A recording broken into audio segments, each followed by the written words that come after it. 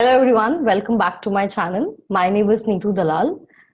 In today's video, we are going to cover chapter 4, Psychological Disorders Part 2.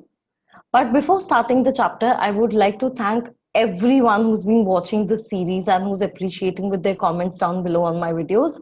I see each one of you and I appreciate each one of your comments. So thank you so much for giving this class 12 series so much of love.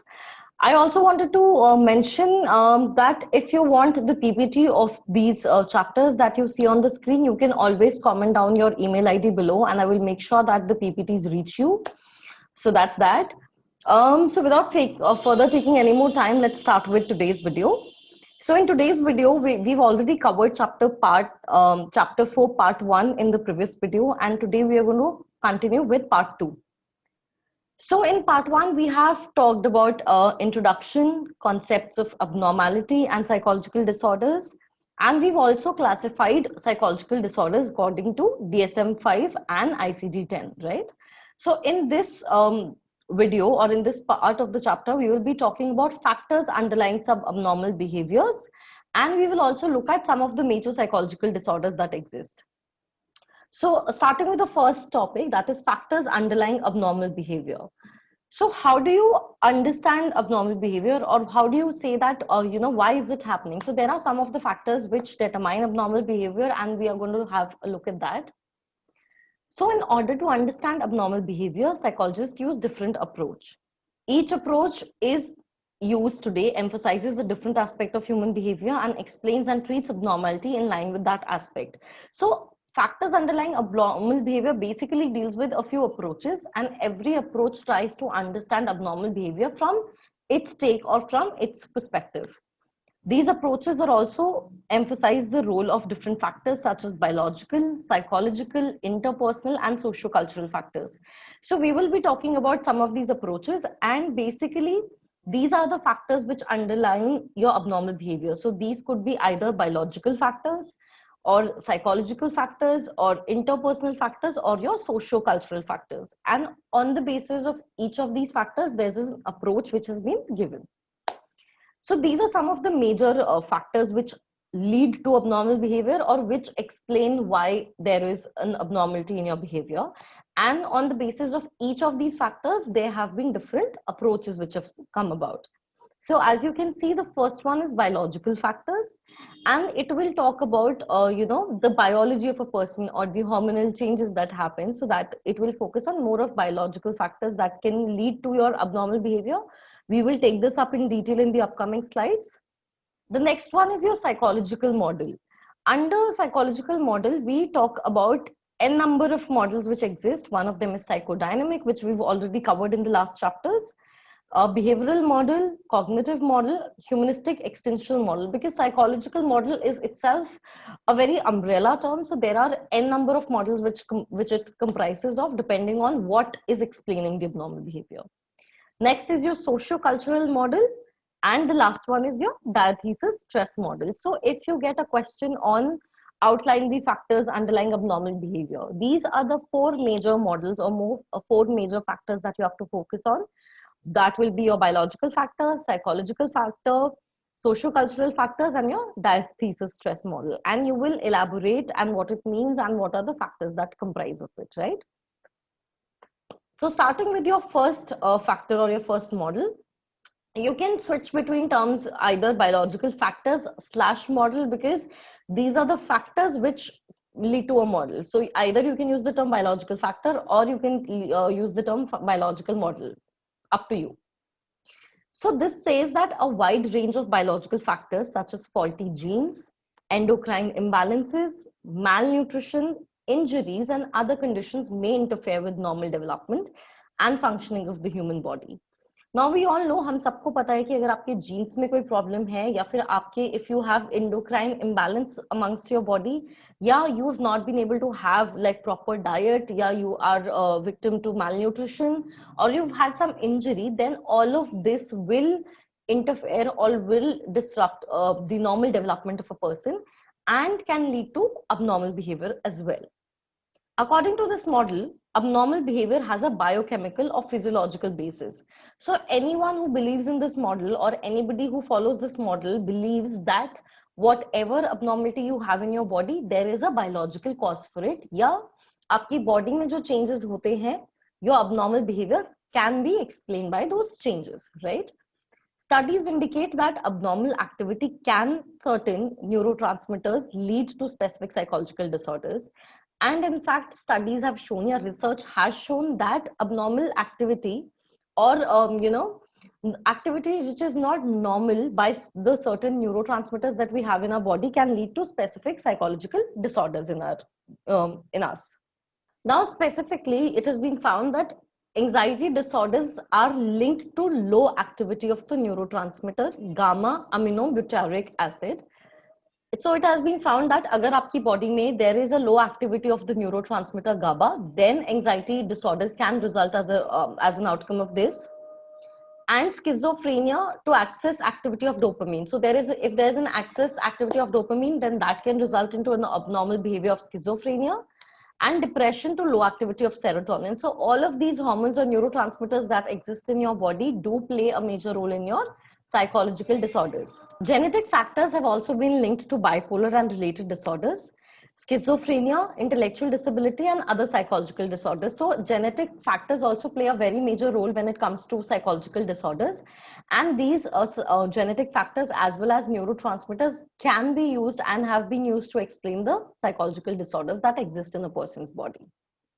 Although there is sound evidence to believe that genetic biochemical factors are involved in mental disorder as diverse as schizophrenia, depression and anxiety, etc., but biology alone cannot account for mental disorders. So we do understand and we do agree that the biology or your genetic factors and your neurotransmitters do play a very major role in your mental disorders like schizophrenia, depression, anxiety, but we cannot say that these alone are responsible for causing the disorders. Therefore, there is an interplay of many things, and therefore just holding one factor accountable will not be a very right choice. So the next one that we talk about is your psychological factors. Now we've considered what biological or which are some of the biological factors which can lead to mental disorders. Next is your psychological factors. These models maintain that psychological and interpersonal factors have a significant role to play in abnormal behavior. इस model के दौरान हम ये मानते हैं कि इंसान की जो साइकोलॉजिकल या जो इंटरपर्सनल फैक्टर्स होते हैं, how do we feel about ourselves, whether we are confident, what is the self-esteem, all of this and n number of many more things do contribute, and they do play a very major role in your abnormal behavior. These factors include maternal deprivation, faulty parent-child relationship, maladaptive family structure, and severe stress. So in psychological factors में जो कुछ example हम देख सकते हैं, that is कि अगर if when a child is young, the child has not got a lot of maternal love, or there has been a deprivation of affection. Yeah, if the relationship between the parent and child is very faulty, or the child has not had a very healthy upbringing, then all of these factors can also contribute to your abnormal behaviors or your psychological disorders. Now we've talked about that psychological model does include a lot of other models as well, and some of them are psychodynamic model. This we have talked about, but we'll touch briefly. Behavioral model, cognitive model, humanistic, existential model. So जब आप psychological factors की बात करेंगे, आपको ये 4 sub models भी mention करने पड़ेंगे, and you will have to explain it in 4 to 5 lines per heading.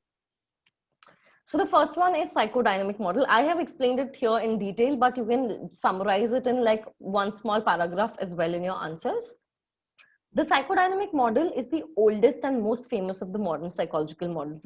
By now we understand that the psychodynamic model was the oldest one, and it was given by Freud, and it talks a lot about your sexual desires and your repressed sexual feelings.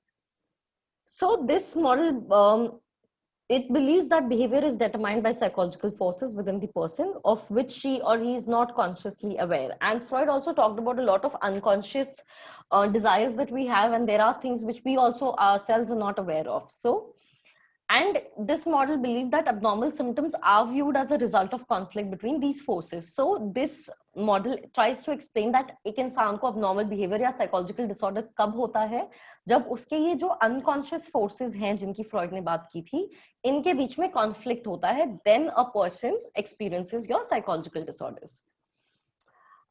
It mentions that the model was first formulated by Freud, who believed that three central forces shape personality.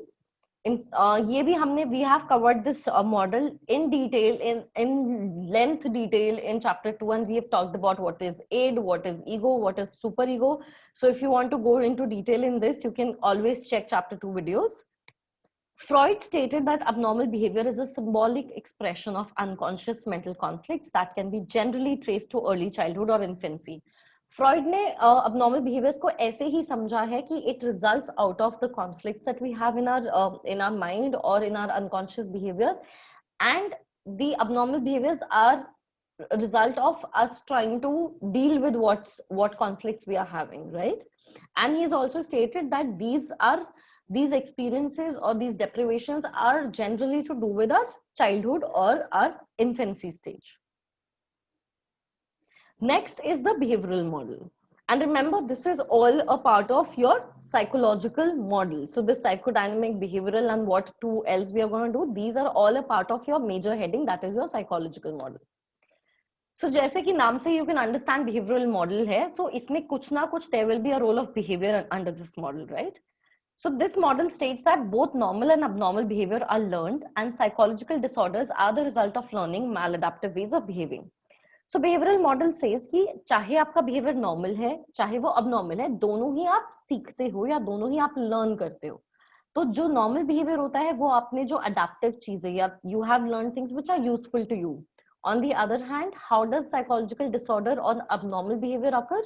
It occurs or it is a result of the fact that you have learned maladaptive ways of behaving, या आपने ऐसी चीजें सीख ली हैं जो अब आपको help नहीं कर रही हैं adapt करने में.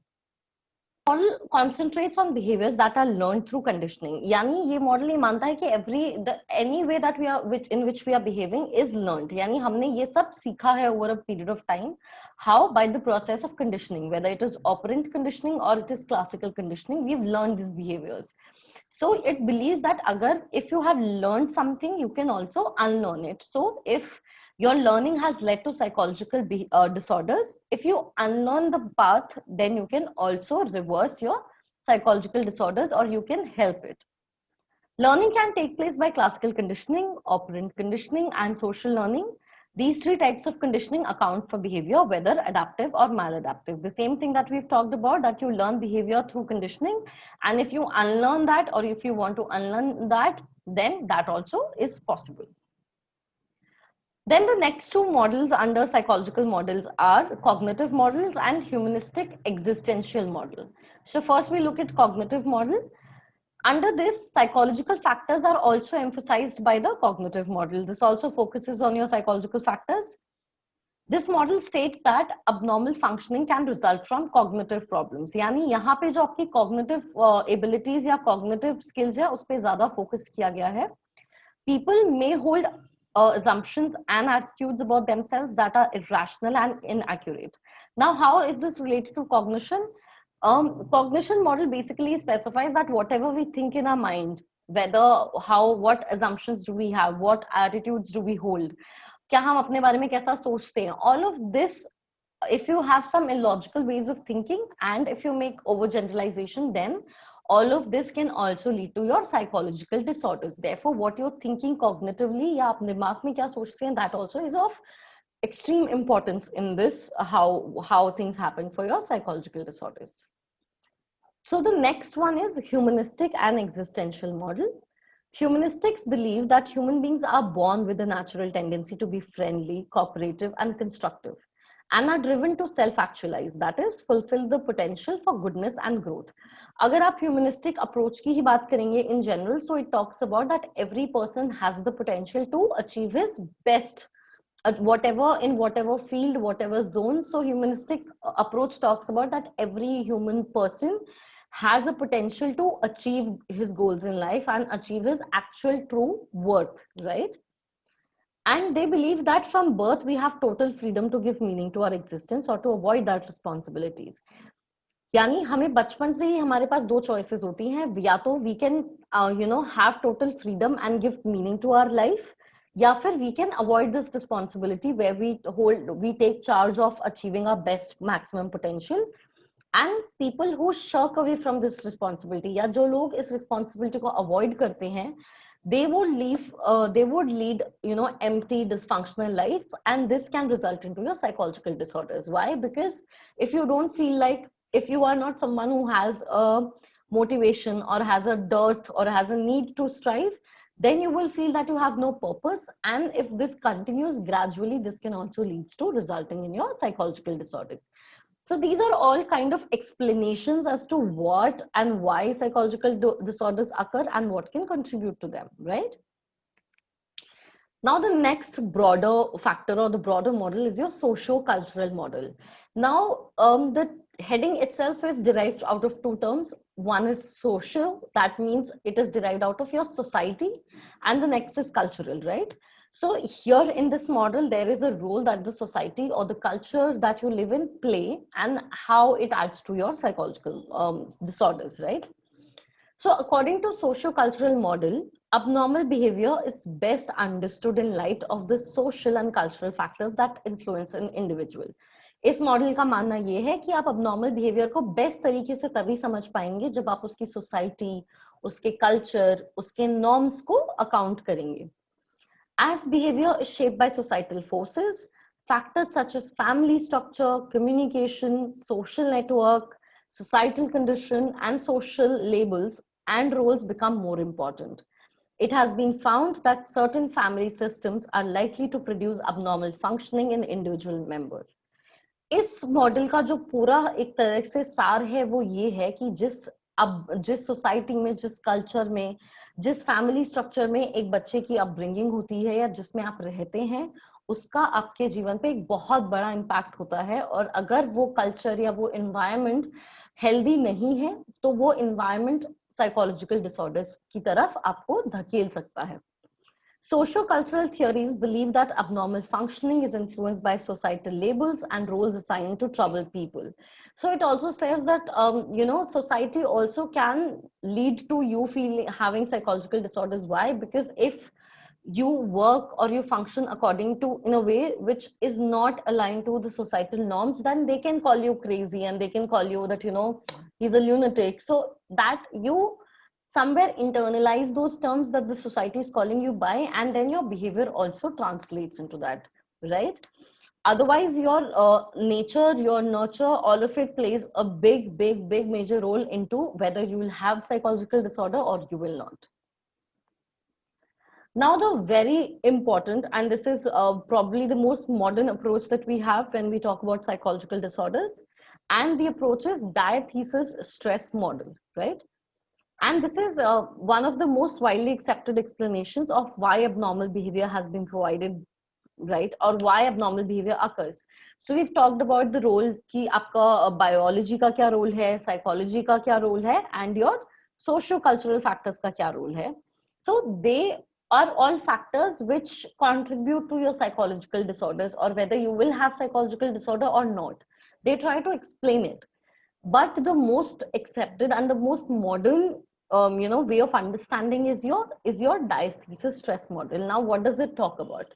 So this model states that psychological disorders develop when a diathesis is set off by a stressful situation. So what is a diathesis? Diathesis is basically a biological predisposition to the disorder. It's like imagine it like a chip that you have in your system, right? A chip for having a psychological disorder. यानी आपके अंदर already कुछ ऐसी चीज है जो आपको ज्यादा vulnerable करती है किसी disorder की तरफ. So that is your diathesis, right? अब इस मॉडल में 3 component हैं. First component ये है कि आप the presence of the diathesis, या आप में कोई ऐसा biological component होना चाहिए which makes you more vulnerable to having or catching that disorder. Consider it like having a low immunity system. अगर आपके पास low immunity system है तो आपको जल्दी बीमारी पकड़ेगी, right? If it's a physical ailment. So consider it's something of that sort. A diathesis is basically anything which makes you more vulnerable to having a disorder, and this is something you inherit from your parents, right? So if your parents have had, some psychological disorders, there is a diathesis in you which will make you more likely or more prone to having or catching it earlier, right? Now the next तो पहला component है presence of a diathesis, right? And the second is diathesis may carry a vulnerability to develop a psychological disorder. This means that the person is at risk or predisposed to develop disorder. Now, for imagine it like हो सकता है ये diathesis दो तीन लोगों में हो, but it should one more component adds to it is that whether you are at risk or you are not at risk, right? So first is presence of diathesis. Next is whether your risk is high or your risk is low. The third is presence of pathogenic stresses, यानी ऐसी situation या ऐसे factors जो आपको psychological disorder की तरफ push कर सकती है, right? So for example, now consider कि एक इंसान में diathesis है या the person has a vulnerability or and is at high risk of getting some disorder, but इंसान के जीवन में कभी वैसी situation या परिस्थिति आती ही नहीं है कि उसे वो disorder हो. On the other hand, if a person has the diathesis and also is at high risk, but उस इंसान की लाइफ में वैसी situation भी आ जाए जो उसे push करे, so that person will be more likely to have a psychological disorders. Therefore, it says diathesis stress model, यानी diathesis का होना भी जरूरी है, पर stress also plays a major role. अगर diathesis है और आप at risk हैं और फिर आपकी situation stressful हो गई है, so that also explains why somebody has had a psychological disorder. Now, this model has been applied to several disorders, including anxiety, depression, and schizophrenia. ये model आप किसी भी disorder पे लगा के देख सकते हैं, and it mostly usually is the case that a person had a predisposition and then the situation also arose.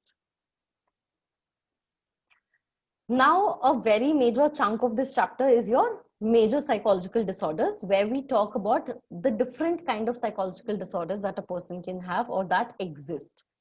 And to name a few of them, they are anxiety disorders, obsessive-compulsive and related disorders, trauma and stress related disorders, and so on. And we will be covering and talking about them one by one in detail. So the first disorder that we will be talking about is your anxiety disorder. And as the term, we all know what anxiety is. So these are the disorders that are related to your feeling of anxiety or your anxious behavior, right? And it states that high level of anxiety that are distressing and interferes with effective functioning indicate the presence of an anxiety disorder. अब ऐसा नहीं है कि अगर आपको थोड़ी सी भी anxiety हो गई है तो you will say or you will believe that you have anxiety disorder. No, a certain level of anxiety is normal, and we in our day-to-day life also experience anxiety. So if there is an exam tomorrow, it is but natural for me to experience a little bit of anxiety because it's an exam. So of course you will have feeling of nervousness and you will be a little stressed. So that's all right. But when the anxiety levels get up to a point which is not manageable, or it is constant, or it is beyond a level where you can handle it, then it becomes distressing and it starts interfering with your day-to-day life, and that is when the anxiety, normal day-to-day anxiety, converts into your anxiety disorder, right? And this is one of the most common disorders that exist, right? And this is prevalent across age group and across gender. So it's not like women are more likely to have more anxiety disorders in comparison to males, but the percentage is not very different, right? So it happens in both genders, and it's a very prevalent psychological disorder. So the anxious individual shows combination of following symptoms. So we understand what it is, but what are some of the common symptoms which exist, right? One is your rapid heart rate, right?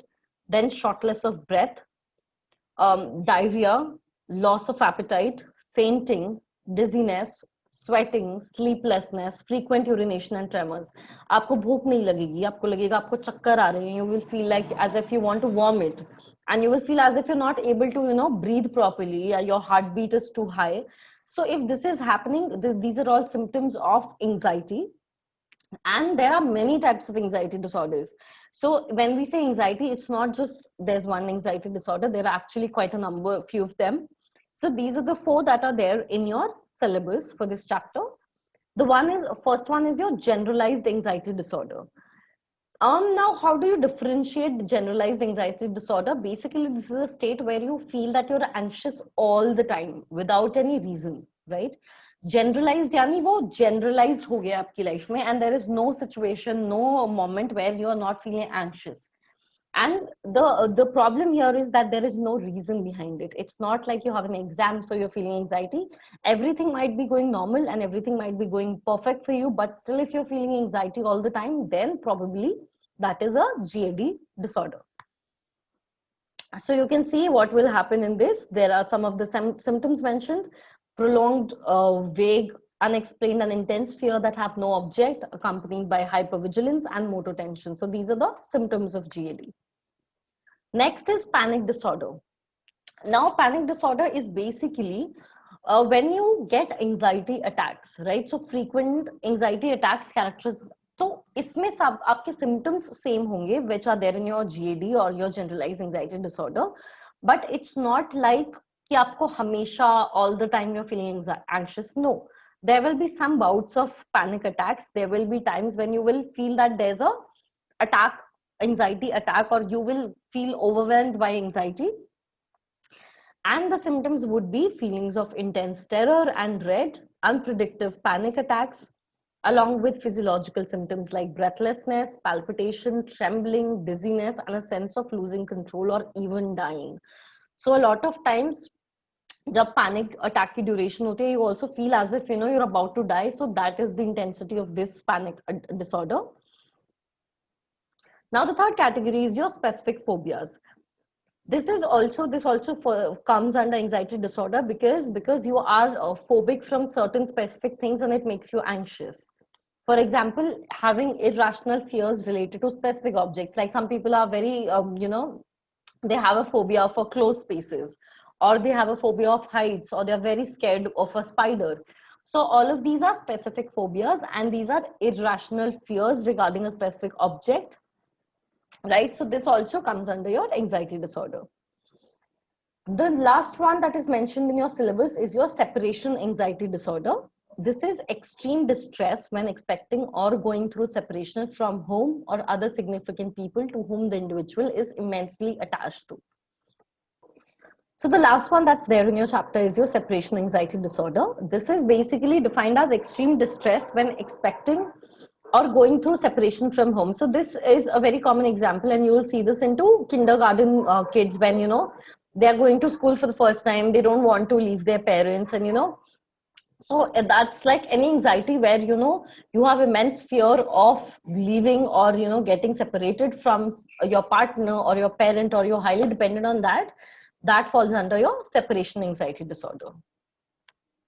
So that's all that we have for anxiety disorder under your syllabus. The next disorder that we will be covering in this video is your OCD, or your obsessive compulsive disorder, right? This is also a very, very, very serious disorder, and people affected by obsessive compulsive disorder, also called OCD in short term, like I mentioned, are unable to control their preoccupation with specific ideas, and that affect their ability to carry out normal activities. So basically यहाँ पे क्या होता है that you will see that a person is obsessed of some idea, and then the person keeps indulging into a compulsive behavior and carries out that idea. For example, if a person is obsessed with cleanliness, right? So this is their obsessive behavior, right? And they keep thinking of cleanliness, that how everything should be neat and tidy and everything should be structured and all of that. And the compulsive behavior would be that the person would keep washing their hands or keep taking a bath, or the person would keep trying to the whole day will go into actually cleaning spaces. So this becomes very dysfunctional, because then the person is not able to focus on anything else. The person for the whole day, for the whole week, for the whole month is preoccupied by just this one idea of cleanliness and of washing everything around, right? So this interrupts with their day-to-day life, and they can't hold a job, or it becomes very problematic for them to actually go out to places. So that's why it becomes dysfunctional, and this falls under your OCD category, or your obsessive compulsive disorder. The last disorder that we're covering in this part of the video is your trauma and stressor related disorder. Very often, people who have been caught in a natural disaster or have been victims of bomb blasts by terrorists or been in a serious accident or in a war related situation experience something known as PTSD. यानी अगर आपके साथ कुछ ऐसा हुआ है जो बहुत ही ट्रॉमेटाइजिंग था या बहुत ही स्ट्रेसफुल था, तो देर आर चांसेस कि आपको पोस्ट ट्रोमैटिक स्ट्रेस डिसऑर्डर हो सकता है. पोस्ट ट्रोमैटिक यानी after something which was very traumatic for you, and in this a person can include very scary dreams or very emotional flashbacks, and the person might just be caught up in a different moment and you feel as if the person is not present there. So these are all examples of your PTSD. Adjustment disorder and acute stress disorders are also included under this category. Adjustment disorder is when you're not able to adjust to a new environment, and acute stress disorder is when you are stressed but it is the intensity is not that much and it is for a shorter, comparatively shorter duration. So these are your trauma and stress related disorder. Very simple to understand, nothing very technical here. And so that's all we are covering in this part of chapter 4. We will be covering the rest of the disorders that are mentioned in the index in the last part, that is part 3 of this same chapter that will come out. In the meanwhile, if you have any questions, any feedback, any suggestion for me, please feel forward, go forward and mention them in the comments. I love hearing from you. I keep reading everybody's comment, and I'm getting such good advice on what videos to make, what not to make. Actually, what not to make has not come yet, but I'm getting some great advice and feedback from you guys, so keep that coming.